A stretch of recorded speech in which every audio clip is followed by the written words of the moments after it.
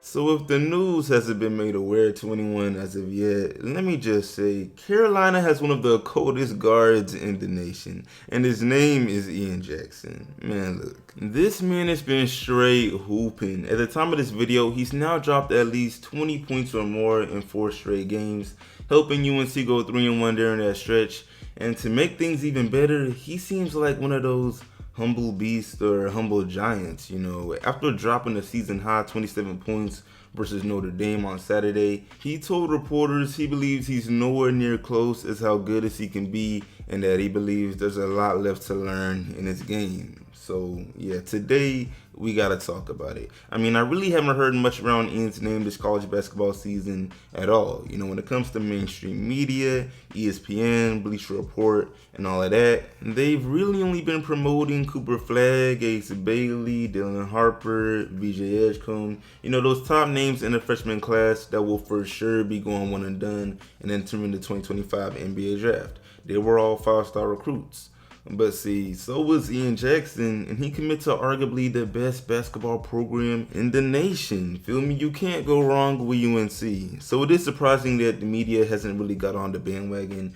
But regardless, he is a hooper, right? Standing at 6'4", he's a machine on offense, super athletic, and will likely be a lottery pick in the upcoming draft. I know UNC loves convincing their stars to stay and develop. They do it all the time, and they're pretty good at it. I don't know what they be telling these kids, but maybe they be getting that check under the table. However, in the case of Ian Jackson, I don't see it. Not if he maintains this level of play. So yeah, y'all go ahead and let me know in the comments, bro. What do you think of Ian Jackson's game? Are you surprised at what he's been doing recently? Is he a lottery pick in y'all eyes? Why not? And yeah, bro, really quick before I go any further, what's up YouTube? Plug Speaks back with another video. If you're new, first of all, welcome. Go ahead and sub. Also like the video if you enjoy. I upload quality basketball content and we're on the grind for 5K, so I'm most def. Appreciate it, man. I appreciate every single viewer. But yeah, back to the vid though. So as mentioned before, Ian Jackson is one of the top recruits in the current freshman class. ESPN ranked him as the 7th best player in the nation coming out of high school, and this is because his high school career was dummy nice. You see, his rise to the limelight sort of came during sophomore year. He played for Cardinal Hayes High School in the Bronx of New York, and he led them to the state title after averaging about 20 points, 5 rebounds, and 4 assists that year. And after that, he basically began receiving more national attention. The team performed so well that they were recognized as a top 10 team in the country. And then all of a sudden, plenty media outlets were interested in this Bronx native guard. He was only a sophomore when he told Fox 5 New York that his goal is to be the first pick whenever he enters the NBA draft.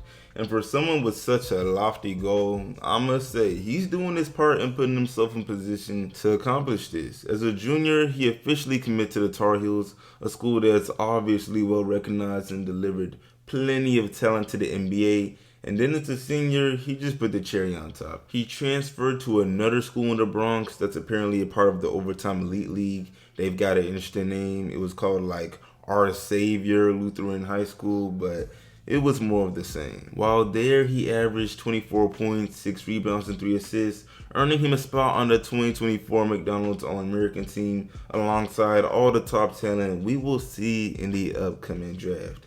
So yeah, long story short, the resume is there. He had offers from plenty D1 schools.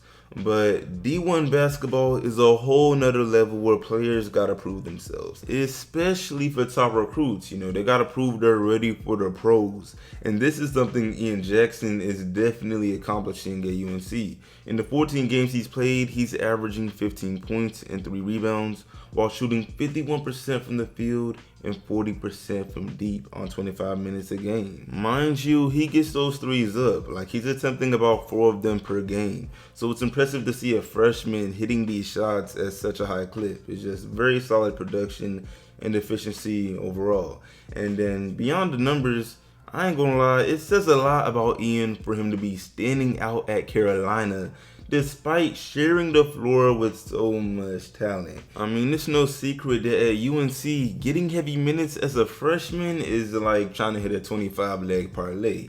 is not common, especially as a guard. I mean, UNC fans, y'all know this already, but if you're not too familiar, they are guard heavy. They've got RJ Davis, who is respectfully a super senior who's actually having a noticeable down year compared to what he's done in the past. I don't know what's up with him, but regardless, UNC loves him. You feel me? He's got an ACC Player of the Year before, and he's got mad NCAA tournament experience, so they reward him accordingly. You know, he averages like 35 minutes a game. Then they also got EliteMixtapes. He was their special 5-star recruit last year. He came out of high school ranked as the 13th best recruit by ESPN, and he's now a sophomore that gets pretty heavy minutes.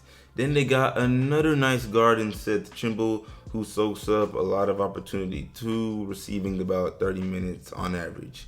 Except he's actually missed the last 3 games straight due to an unfortunate upper body injury. And so it's no coincidence that in his absence, Ian Jackson has begun showing everybody what he's truly capable of. And I'm not sure what's going to happen when Seth Trimble is back healthy, but I do feel like Ian should keep the minutes he's been receiving because, simply put, he is hooping. You know, offensively, he's great at putting points on the board, and he doesn't need much help from screens to get what he wants. You know, there's been several plays this season where it's basically one-on-one. You know, he takes his defenders to an island, gets right into his Duffy, creating his own shot for a bucket. He's also crazy athletic and explosive, so it's nothing for him to do a line drive to the cup, just blowing past his defenders for an acrobatic layup. You know, it's really not easy to stop a player who knows their game and knows their own spots as well as Ian does. I mean, pretty much the only flaw in his game is that he shoots 72% on free throws. And I don't know how. Man be torching the three-point line for 40%, but be struggling to shoot from the charity stripe. I'm not gonna lie, that is crazy. But besides that, he is a very capable scorer, and we shouldn't be surprised. And this is a New York native guard, you feel me? UNC is no stranger to this. They had Cole Anthony. New York guards usually score the ball pretty well, you know. They just be having a lot of the fundamental skills needed for getting buckets, you know, tight handles, crafty dribble moves, shiftiness, the whole package. And they just be growing up this way. It ain't developed in a damn AAU program. It don't look like he just runs a bunch of cone drills all day, you know. It just be homegrown, and that's something I appreciate about Ian's game. His skill set has New York written all over it. But yeah, now aside from the scoring, I will admit there's a lot left unknown in his offensive game when it comes to playmaking. I mean, bro averages less than 1 assist per game. Granted, UNC doesn't look for him to play make much, if at all. They've already got EliteMixtapes, who averages 6 assists, and RJ Davis, who averages 4 assists for those services. So it kinda sucks, but he may not get an opportunity to show his playmaking back this year, which will for sure influence how scouts see him.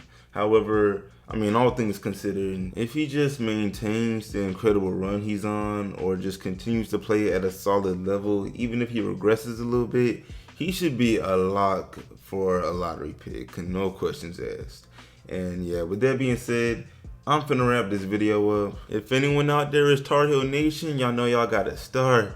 And yeah, let me know y'all thoughts about Ian Jackson. Do you believe he should be mentioned up there with Cooper Flagg, you know, Dylan Harper's of the world? Why not? And yeah, bro, I appreciate y'all watching as always. Like the sub, share, sub if new. I'll see y'all boys in the next one, and I'm out.